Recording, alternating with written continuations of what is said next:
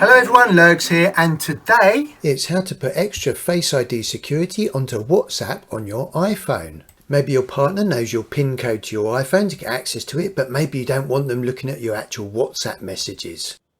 With Face ID, if you swipe up the screen and it recognises your face, it lets you into the iPhone.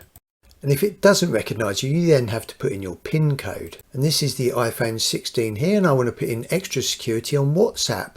So instead of tapping the app to open it, if you hold your finger on the app, that then brings up this array of options. And one of the options is near the bottom, require Face ID. If you select this option, it will then say, do you require Face ID for WhatsApp? So if you then select that, require Face ID, it then activates the Face ID. So if I hide my face or someone else tries to go on my phone, it won't let you in. So that's a really handy extra security feature to stop people snooping around on your WhatsApp. If you want to remove it, hold your finger on the WhatsApp icon and then just select don't require Face ID, and that deactivates it. And I tell you what, that definitely deserves a secure cup of tea that nobody else has got access to. And obviously this only works on modern iPhones that have got Face ID. And if you want to activate the Face ID, you can just go into settings on your iPhone.